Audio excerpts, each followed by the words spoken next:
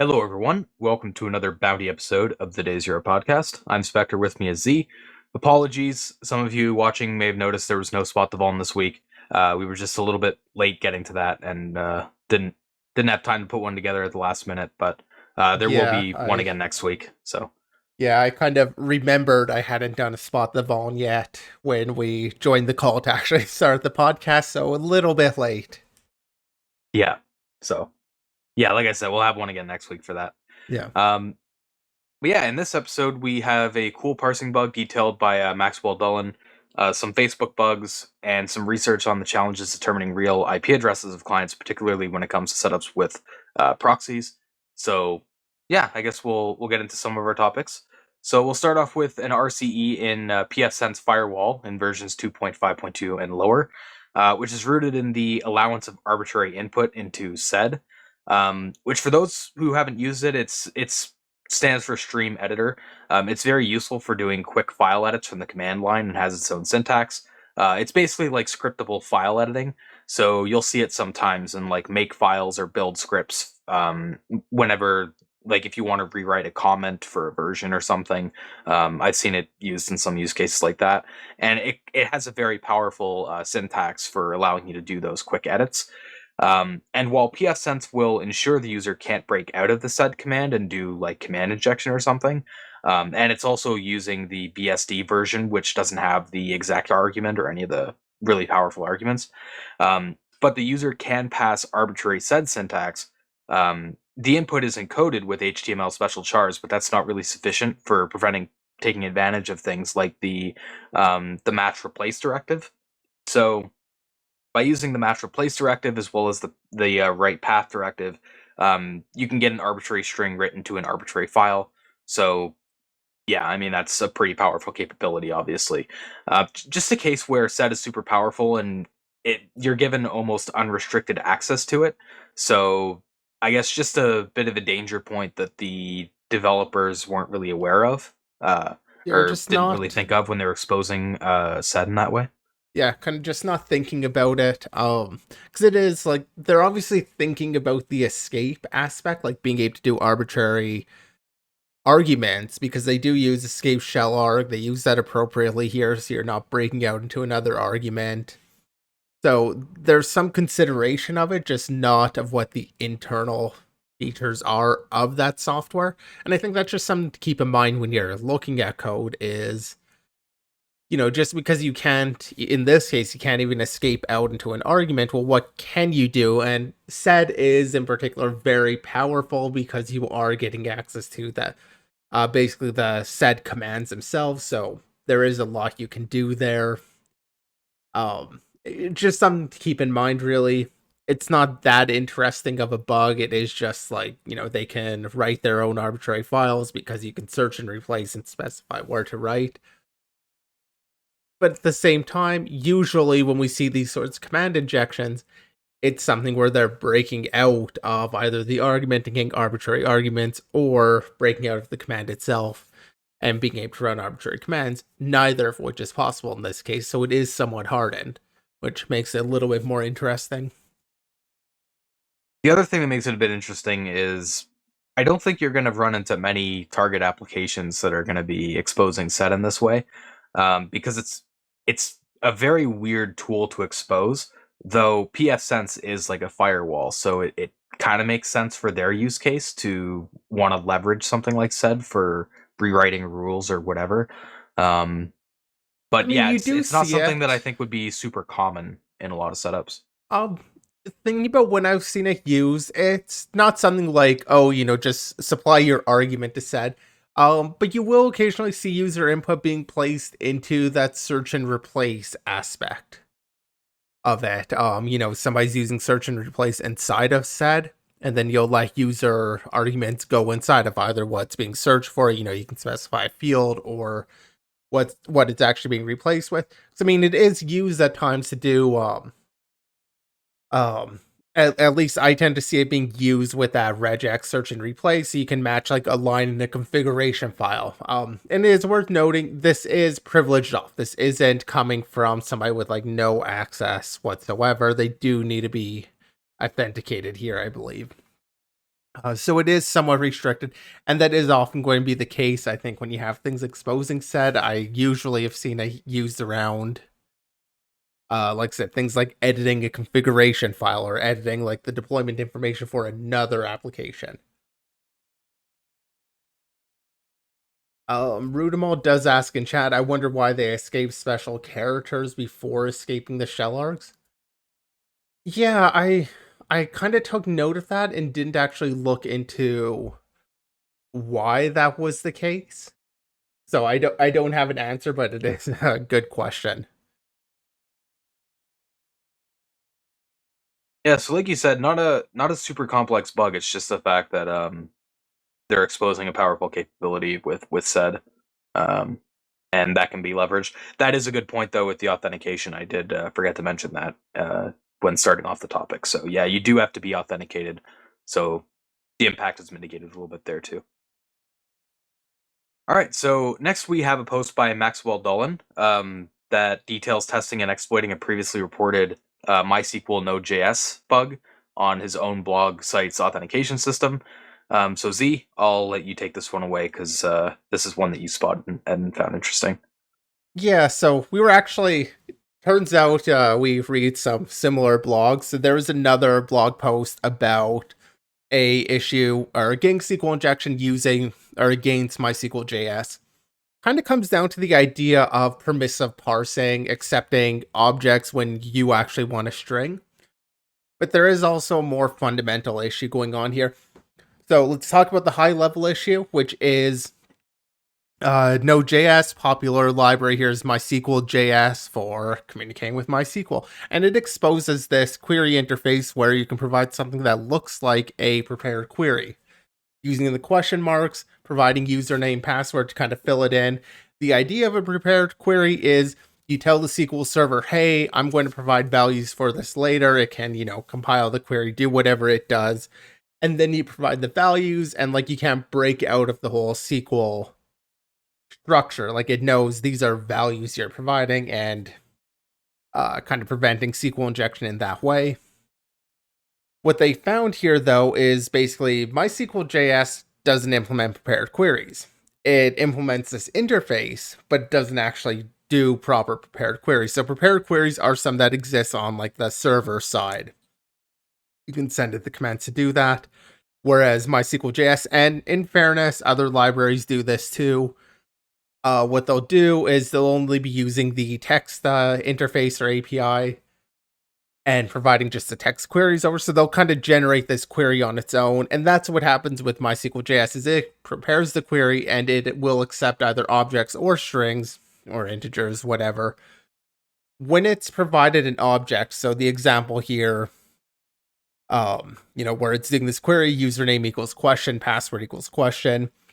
When it gets the username or the data username admin, it drops in the string exactly like you'd expect. But if a user can provide some that isn't a string, so in this case, a object, which just has, password, um, password as a field and just one as the value it's looking for, it's actually going to translate that into a column lookup. So I think the idea of this is if instead of select star from accounts where username equals question, if you were to do something like where question mark and then you were to provide this object, then it kind of makes sense. Because what it does, it turns this into basically a backtick. Yeah, here's an example. It turns it into the backtick password equals one. Obviously, when you drop that in as a password equals one, that kind of breaks the structure of the query. I think the intent there, like I mentioned, was to be able to drop it in there for like a more complex part of the query. So it thinks it's filling in password equals one.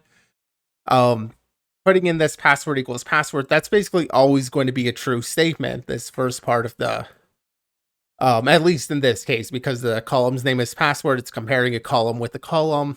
No matter what column value you have there, that's always going to be true.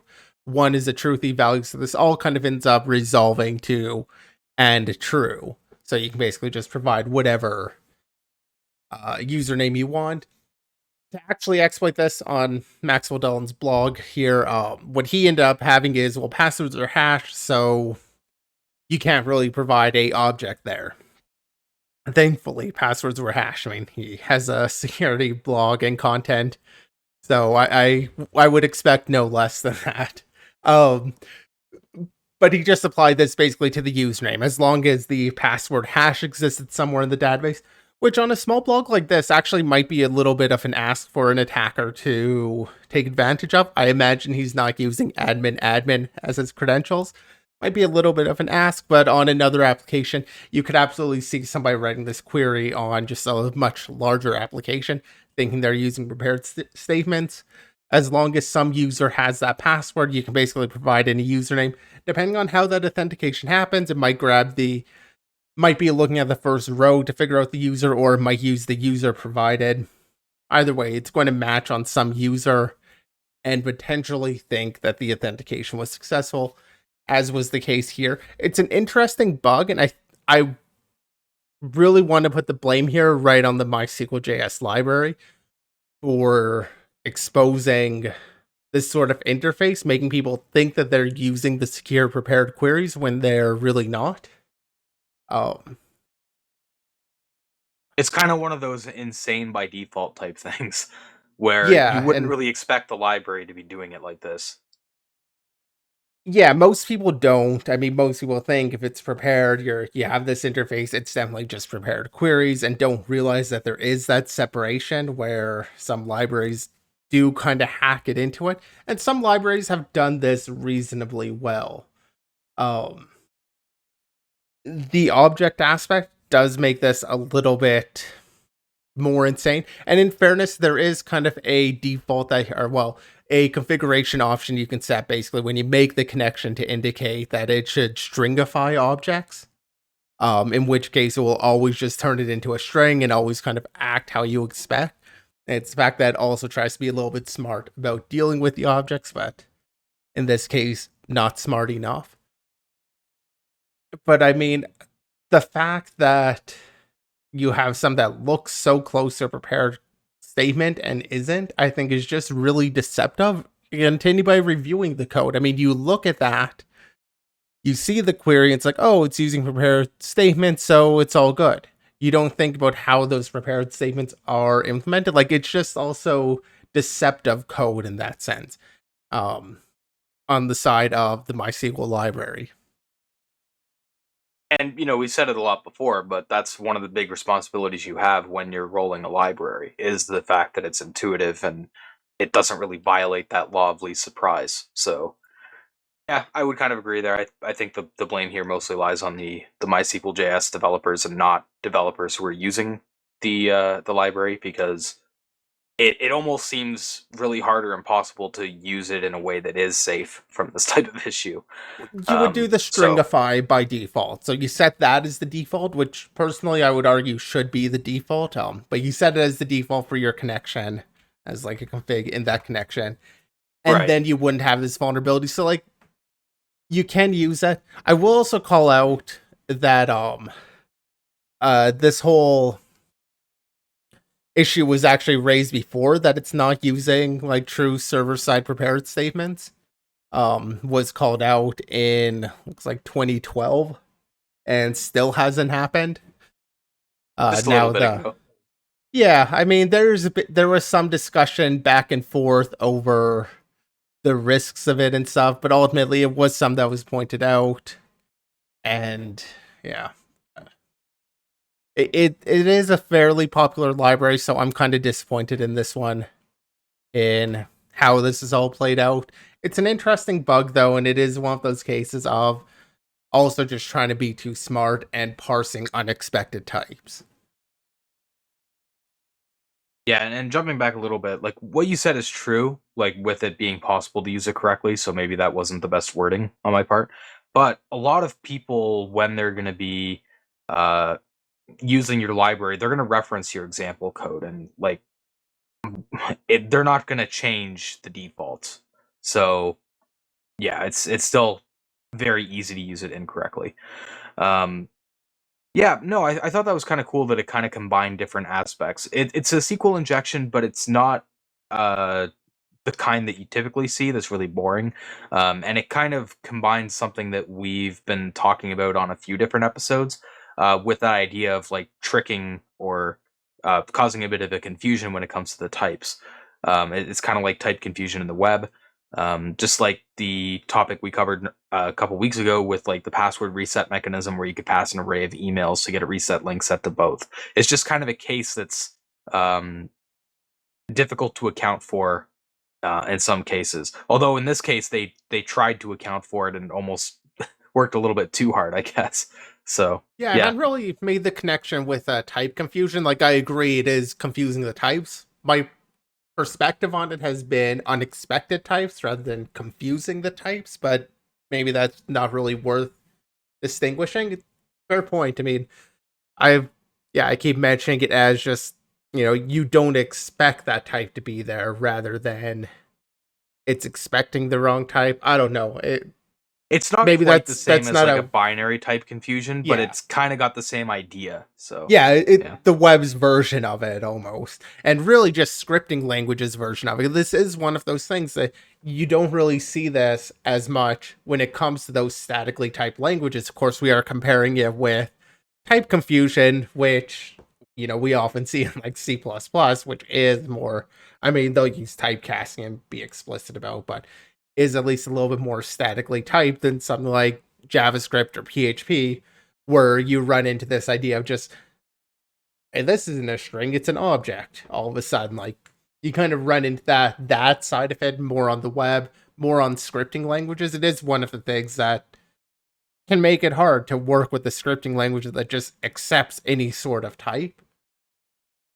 Oh, Yeah, or automatically interprets it as a type that you weren't expecting. Like yeah. the thing that comes to mind is the JavaScript sort function. I think the default sort function will treat values as ASCII input instead of integers like you might expect. So when you go to sort it, it's like it doesn't make any sense. There's kind of a meme that's been around forever because of it, but yeah, things like that where things being interpreted as a string or as a number when you wouldn't expect it just coming back to bite you. Yeah, it's fairly common in something like JavaScript. All right, so we'll get into our last topic before we get into research, which is a post by Yusuf Samuda with more Facebook bugs. So last year in September, we covered the part one post for this on our September 6th episode, which covered some issues discovered in Canvas, which is Facebook's game platform. And after those bugs were fixed, he took a look at it again, where the code changed a little bit to see if he could find more bugs, and he did. He discovered three more bugs, which are detailed in this part two post, although only two of them are really detailed, which we'll get into, I guess. Um, Before we get into the bugs, though, it'll be helpful, especially for the first bug, to understand a bit of the context and some of the background information with the setup here, which is detailed a little bit more in the first post. So if you're going to read this post, I'd recommend checking out the part one for sure because you will be lacking some details. Basically, what you need to know for these bugs is games on Facebook will be served inside of an iframe and will communicate with the parent through post message to do various actions such as prompting the user with a Facebook authorization prompt to get an access token. And then the server side, which is like the parent, will then communicate with the arbiter or whatever to get that access token and do the authentication flow. Now, the process there is fairly involved. There's a little bit more to it than that. Um, but basically, how it works is the parent window will send a post request off to the OAuth endpoint, get an access token, and then pass it back to the iframe with an event.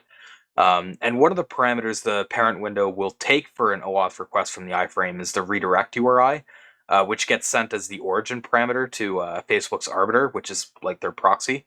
And this might sound familiar to some of our listeners who have been with us before because we've covered some other issues as well regarding redirect URI, even beyond that September 6th post, I believe. Um, so the So I previous bug. so I want Go to ahead. jump in really quickly, just mention with the redirect URI, part of the challenge is because this OAuth is kind of happening via proxy, so their iframe, as Spectre was saying, you communicate with the parent frame, which is Facebook, who communicates over and does like the OAuth thing.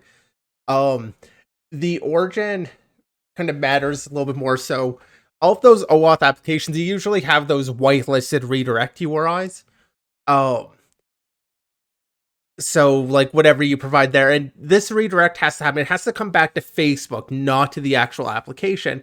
So they'll include kind of like the Facebook URL, and then in the fragment part of the URL, they'll include like what the actual origin of it was. So the actual redirect URI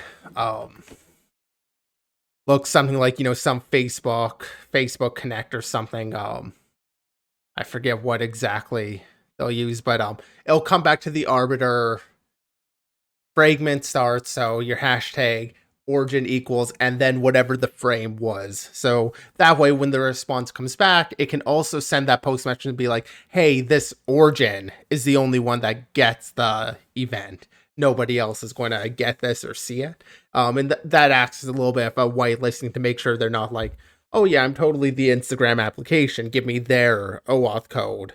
And because they also have to return to Facebook Arbiter, it's okay. No, they include the origin kind of in there as the fragment of the actual URL coming back, if that makes sense. Yeah, so the previous bug that Yusuf Samuda detailed was one where you could set the redirect URI to the dialog return arbiter itself, even if no origin was specified for the app, which would allow you to basically set your own origin, and with some trickery of swapping out the app ID, you could get like the Instagram access token sent to your malicious game application site, for example. And that kind of leads into this first bug, where before he was looking at construction of the request to the arbiter from the parent. This time he looked more at the response side of things with the access token. When looking at the receive message handling code, one thing he noticed was the fix for the issue I just detailed, where a null origin was allowed. Now, if there's a null origin, it'll fall back on setting it to this k value, which is set automatically to the origin URL set in the game's application settings. So basically, just trying to set an origin if one isn't already set. Well, so Um, so K is what you register. So it'll yeah, sorry, it uses D, and D will either use the origin or K. K isn't the default set. K is the one you can register. yeah, but if there is a null origin, it'll set it to k. Um, but the problem is that can be changed later, which is kind of an important thing because this opens up a race condition where you can send one register post message with k value that equals a success redirect URL, for example. And while it's waiting for a response there, you could then change k back to an attacker's website. So by kind of racing that k change and changing the app ID to something like Instagram, you can then get the same kind of attack as before, get a first party access token to Instagram or whatever sent to your attacker site. The fix for that was to introduce a sort of locking variable so that you couldn't switch out K in the middle of a request like that. And they also tried to ensure the app ID that was sent from the OAuth endpoint could only be set to the current app ID and not the one provided in the post message from the iframe since it's untrusted. Um, Although that wasn't really sufficient, at least on the first pass, which kind of leads into the other bugs here. The second bug, unfortunately, wasn't really detailed. The post just says that they were able to bypass the app ID restriction and one of the iterations of the locking fixes. They said it was really tricky to hit because it was another race. You kind of needed solid timing and other conditions to match up, but yeah, just not really many details though. The third bug we did get some details on, and it again involved bypassing those mitigations that were introduced, particularly the app ID restriction. And what happened here was there's multiple parameters coming through the post message. The app ID, which is ignored now, but also some others. One of which is the encrypted query string, which is another method of providing parameters to the request. Now, I guess because Facebook thought they were encrypted or secure, Facebook didn't do any verification of these parameters. And the problem is, even though it's encrypted, it's not really secret because all you have to do is send a request to the Facebook OAuth endpoint with an app ID and redirect URI, and it will provide you an encrypted query string. in a redirect for you. So you kind of have an oracle there, like an encryption oracle, to just get your own arbitrary content encrypted, and then you can pass that string. And if you combine that with another issue where you could send parameters with like app ID and redirect URI, and treat them as arrays and set the zero element, um, basically the server side parsing would revoke those parameters, and it would use the ones provided by the encrypted query string. So that effectively bypassed their mitigation on the app ID, and again opened the door for an attacker to provide their own. That third bug was really interesting to me, just mainly on the setup side of things, that Facebook would have this kind of encrypted query string in the first place. I don't really know what the intent is behind it, because like I said, like it's not like, it seems like they're trying to use it as an authentication source, like, hey, it's like kind of like HMAC saying that, somebody can't encrypt their own thing here, so we can just leave this here and not really validate it.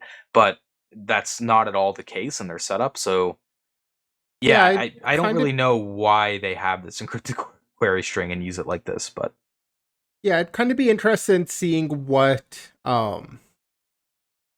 perhaps the case, like I say, the most likely case to me does seem to be that they're using it as an integrity check to prevent tampering with it. So having it encrypted in that sense. Although I'd be interested to know where this actually kind of appeared and if there are perhaps other query parameters being included that wouldn't no they won't want to have exposed or something like that perhaps. I don't know. I kind of agree with you. I'm not sure what's going on there. I did find the fact they could set the array index 0 to an empty string, and that would also nullify the original one. And it's just a little bit of an interesting quirk that in this case was really useful and kind of led to them being able to use that encrypted query string. I assume that's necessary because if they actually included an app ID, it would prefer the non-encrypted version to the encrypted version. Um, so it's one of those quirks that like it's a bug. But if you came across that testing an application, it's like, okay, that's weird, but it's not a security issue. Like there's no real security implication of, oh, you can revoke or like have it not parse these arguments. It's only kind of in this larger context that becomes a real issue that you need to chain it with that, which, it's a great bug. I mean, one, to be frank, like all of these are really cool bugs. I love the JavaScript race condition also. Actually, so this app ID one, or sorry, setting the index 0 to like an empty string, I've kind of seen that sort of bug before. Haven't seen a chained exactly like this before, but I've seen that bug kind of come up. That JavaScript one though, I can't think of seeing anything like that before. Especially on like client side JavaScript. Of course, there aren't a lot of cases where that really matters. Except this one kind of is like one of those cases. So I did find that to be quite an interesting bug. And quite an interesting kind of situation there. I mean, you do kind of need to have that case where you're actively communicating in that way, and like, yeah, it's definitely interesting and specific to Facebook for that. Just an interesting case, I think, to keep in mind that like that even can happen as something to even look for. So I mean, maybe if I were looking at it, will have come to mind, but I can't really think of seeing that sort of issue before. yeah, like you said, these bugs are pretty awesome, and the blog post does a really good job of going through them as well. So Yeah, better than um, we do. It's hard to for cover a sure. lot of this background, over just the audio and showing the screen. Like, there's a, it's a simple bug. Like, I think you summarized it really well. It's just you're swapping out K on the first one there. You're swapping out K kind of between the requests. Like, it's a simple bug, but for it to really come to fruition, you need to understand all the context of how, it's does the ownership checks over, tries to prevent you from doing things, and what the implications are of changing that, which it's hard for us to cover all of that. So I would recommend giving the blog post a read too. Um, Yeah, it's a bit hard to do it justice with yeah, how much detail is involved with the setup. Yeah. So all in all, these bugs tallied to a $98,250 bounty, with 42,000 being paid on the first bug, 12 and a half on the second, and just under 44,000 on the third. So Yeah, I mean, quite a bit of bounty payout on this post too. I'm So actually a little bit curious on the 43,750 bounty for the third one. that seemed really high to me too. Well, not so much it seemed high. Well, it seemed high, but the fact that the first one was 42,000, like what was the $1,750 difference is more what I'm Oh, that's what you curious were about. focusing on. Okay. Yeah, what was the difference between the two? What I Uh was thinking about a bit more was the fact that the first bug seemed to be a bit more impactful to me because I mean it's an account takeover. You can leak the or you can extract the first party access tokens like that. Whereas the third bug seemed to be more of just bypassing and mitigation they introduced. So I was a little bit surprised that they paid more for the third bug than they did the first one. But maybe there's just some context that I'm missing there. It's totally possible. But yeah, I found that third payout particularly interesting too. yeah, I hadn't really I guess thought about that, but I suppose if you because the application I think will still end up returning the authorization code to you. So like it is still a full auth bypass on the third one, even though they're just doing the mitigation in a sense. Because the arbiter is still going to see like that app ID, it's still going to think the response belongs to you, I guess. Um Right, but you'd still need to be able to set the origin to get the message back, right? Or am I mixing something up? I could be. It's very possible. Um, I'd have to sit down and actually play with this too. I think fully grok it. Um yeah, I agree. So it's harder. Yeah, I I guess know I'll what just you're say that I'm asking. not I'm not totally sure sure. on that. Okay, fair enough. But yeah, overall, like, regardless, still all really cool bugs. And I think the third one, like, I love race conditions, so the first bug was cool too. But I think the third one was just the most interesting to me because of the encryption going on and just Facebook's weird treatment of that. So Yeah, yeah, I feel like more context on where that normally appears, it would probably make a little bit more sense why they're doing it. It does feel weird, but at the same time, Facebook is, rather complex, and I'm sure there's a reason that exists. It does feel like one of those just side door issues where it's like, yeah, you've just got another way of accessing and sending these same parameters that the devs just weren't thinking of. Um, yeah, exactly. yeah, no, Seems kind of just sitting there ready to be abused in some way. So yeah, kind of funny. yeah, Sorry, did you have any last minute thoughts there, or do you want to move on to our next topic? no, I think we can move on. All right. So for our last topic, we have a research blog post by Adam Pritchard on the perils of getting the real client IP, especially in setups where proxies are involved. And it basically details some of the common pitfalls and issues that can arise with how people commonly get the client IP. And toward the end of the post, kind of how to do it correctly, sort of thing. So Z, I'll hand this one off to you. Yeah, this is kind of jokes about right at the start here, but this post ended up being incredibly long, crosses that out, comprehensive. It's a very comprehensive post, covers a lot of it, and we're not going to cover all the details in here. Give it a read or bookmark it and kind of refer back to it. Um, Especially in like a modern setup where you have like all of these middleware and different like load balancers and everything just kind of sitting in between the internet and the actual application server. Figuring out what the actual client IP is a little bit tricky, and doing that in a generic way, there are a lot of pitfalls that you can kind of fall into with it. And that's kind of what he ends up covering throughout a lot of this post is how do you actually do this?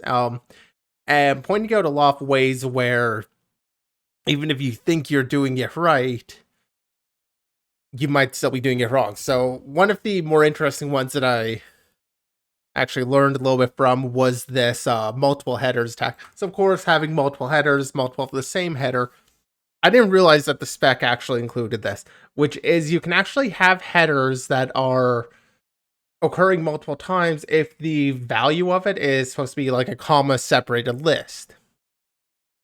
Then, including it multiple times, you can kind of generate what the proper value would be based off the fact that appending is always the right answer in that case, basically. Um, what's interesting is that Go has, and this is just an example, other languages are similar, has multiple ways that you can get a header's value. And using get, which is generally what I'd have ended up using, only returns the first header. And in the case of like X44, if you're going to append a value to it, you might do that by adding a second version of the header, or just adding the second header with the new IP. And in that case, when you get it, you get the first one. That's going to be a user-controlled value, or potentially user-controlled, depending on how everything's working and appending and doing its thing. Versus using like value or accessing the map directly. So I thought that was just kind of one of the interesting places where you can have an attack, and they do find for a lot of these, they do find places where it was vulnerable, like IP parsing and like a rate limiter middleware, or uh, yeah, I think that was the case with this Go Chi middleware. Some of the other issues, I'll just run through kind of what all of them were quickly that they talk about. One is just headers are kind of untrustworthy in general. Users can't provide this unless the proxy strips the original values. This is specific to the X44 header. Unless the proxy strips the original value and just depends. So you have to kind of keep that in mind, because users can't even include things in X44, which is one of the common headers that will be parsed for looking for the IP.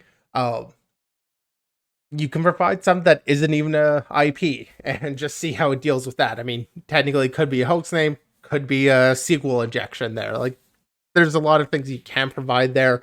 I was just talking a bit about multiple headers, having private IPs in there. The spec only mentions comma separated lists in the headers, but what about a comma and a space? They did actually find that one application was splitting on comma space rather than just the comma. Seems like a I more think sane thing. Go ahead.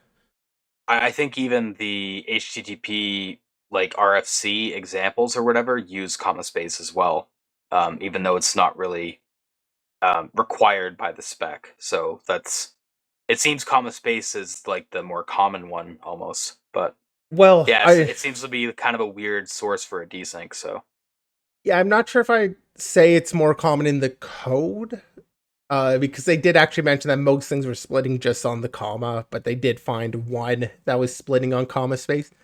A more sane way of doing that split would be split on comma and trim the results. That way, if there is a space, you deal with it. If there isn't a space, you deal with it. I think that's what they said most libraries would do was Yeah. the stripping. But yeah, where that's not required by the specification, it's kind of uh, rolling dice, I guess. Whenever you use a library that does that, if it's going to do that or not, it's up to however the developers are feeling about it. Yeah. Is that something you're going to remember to check your library for to see how it handles it? Probably not, but an attacker might. Um, some of the other ones, unencrypted data, they call it just fact if you're not using HTTPS, or if you're not using HTTPS between whatever your like content distribution network or load balancer or something and the application server, you could also potentially have an attack there. That depends a ton on what the setup looks like. So maybe not, but just things being unencrypted, anybody can kind of jump in there and modify things in flight, and also just the other headers involved. And this is kind of a problem when it comes to generic frameworks that are trying to handle it. Nginx has X client IP. Cloudflare sends like this true client IP. And one of them, I want to say it was the Fastly one, but maybe I shouldn't be too confident in saying that. Might have been. I'm just reading up. Yeah, so by default here, Fastly client IP. Um, Basically, if I have to read this, so I don't want to accidentally say, oh yeah, Fastly's vulnerable or was vulnerable to this, and they're not. One of these services, what they did was they would include if the victim, or sorry, if the attacker actually sent in one of these IPs, like the true client IP or fastly client IP, if they sent that in, they would just pass it right along. So a client could spoof it or they would include it. So it's basically entirely not trustworthy. Because if somebody wants to spoof it, yeah, go ahead. They'll just pass it along. If they don't want to spoof it and they don't provide it, then it's trustworthy. So you have no way of knowing what the actual case was. So it's just entirely untrustworthy. It just seemed like a really weird approach to take on it. I don't remember which service that was that they found that issue on, but that is a default. Just seems kind of insane. But at the same time, like these because there's no real standard way of doing that. You have all these different headers. If your middleware is trying to be friendly to all these different deployments, it looks like, there's a true client IP here. This must have come from Cloudflare and just trusting it when actually it's running behind like Nginx. And X client IP is what it would provide, and this true client IP can't be trusted. Um, there's just all these different ways you can kind of have these issues come up, and like I said, they do detail some actual case studies of like how you should parse this out, give you a bit more of a proper algorithm on determining it. Um, they detail a lot of that. I just kind of covered the attacks, and that's most of the detail I'm going to go into. It's a really solid post. Like it is a harder problem than you would expect in terms of how you parse everything. If you're just writing it for your single setup, it's maybe a little bit easier, but as soon as you try and get a little bit generic, there's so many issues that can come into it, and I really appreciate this post for just laying it all out. None of these are necessarily new or really novel attacks, but they are things that can absolutely present because you don't know what or how to trust anything, basically. Really good post, and just a tougher problem, I think, than you would expect because you can't just use what the remote IP address was because of modern setups, really. And I say modern, I mean, reverse proxies and stuff have been used for quite a long time, so it's not a new problem, um, but it's So just getting more complex. it's kind of this interesting problem that's the reverse of what you would typically see. So, like in a lot of different applications or whatever, you kind of have this concept of a chain of trust. So at the top you have the most trusted thing, and then at the bottom you have like untrusted input, and you kind of have these stages in between. Where with proxying you have to rely on data from the last step in the chain. Um, it's kind of the reverse, where the source of the start, like the flow, is where you have untrusted data coming in. So data can be put in at the start of the header and corrupt the entire chain going forward, and that's really difficult to account for when you have like a modern setup with different servers and middleware in between. So yeah. Yeah, and Rudamal asks in chat here, can a local host name contain a space? I don't think so, or not directly, although I believe because you've got punny codes, which is kind of like the encoding, it's like I want to say XN dash dash numbers to like encode characters. So like it's not a space, but you can have something that looks like a space. And that would be how you'd introduce it, but I don't think you can actually use the space character as like the proper part. That would be something that you need have encoded somehow. That would be a pretty insane host name though. But what So do you yeah. remember a long time ago we covered uh that cat? It was like angry cat. That's what the vulnerability was. Or Thangry. Was it Thangry cat? It was something like that, but the URL was just 3 cat emojis. Oh, I remember that. Yeah. Yeah, I Unfortunately, when you I mentioned the actually URL. checked, and I think that domain is now down, but that was my Oh, favorite named vol on the website just because of the emojis in it. So you can do it in browsers, kind of parse it, but behind the scenes, it is encoded. But you can include spaces in it if you want to. In the header, I mean, because it's a header. You can include whatever you want. It's up to the application to actually parse it. Yeah, honestly, great post. It is kind of a shout out here. I did run through some of it. They talk about how some of these services actually do the parsing, which, you know, calling out when they do something weird or wrong. But it's really going to depend on the final application in terms of how you can exploit it. Oh, I but I did really want to solid jump back. post. I mean, a I did lot of want to effort jump back went a into little this. bit. Sorry, go ahead.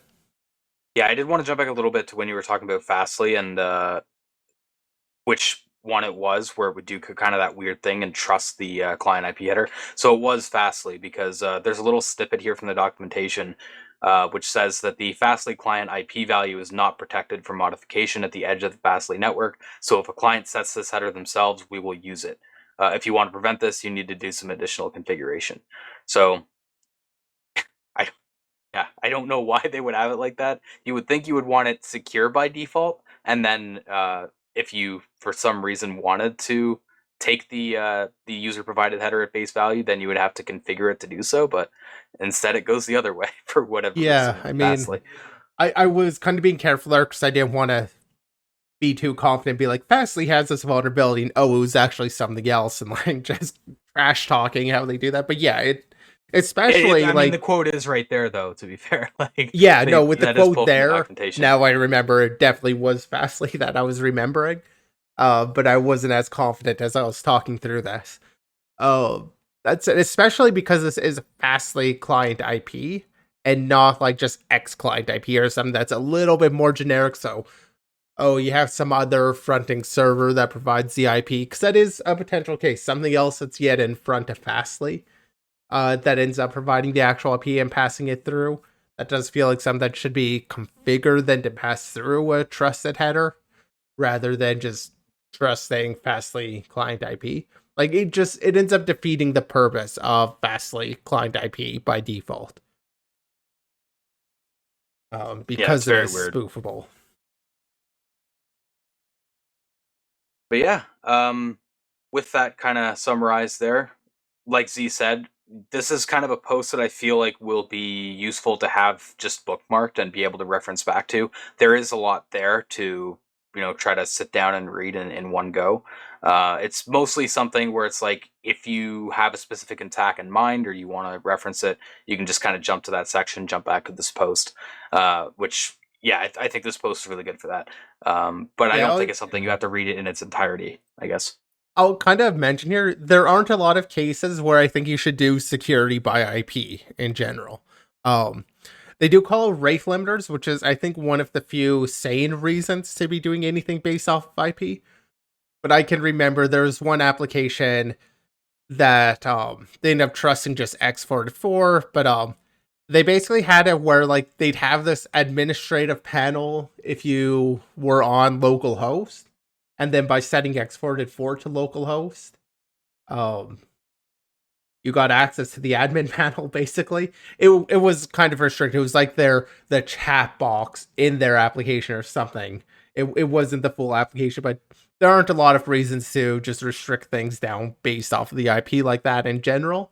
Like I would avoid that as like a first step and have it just based off a user like not implicitly trusting localhost any different than anywhere else or other IPs, but people do it. It definitely happens. There is some attack surface for it. I think rate limiting is kind of a big one though, because kind of makes sense to do some rate limiting based off of IP.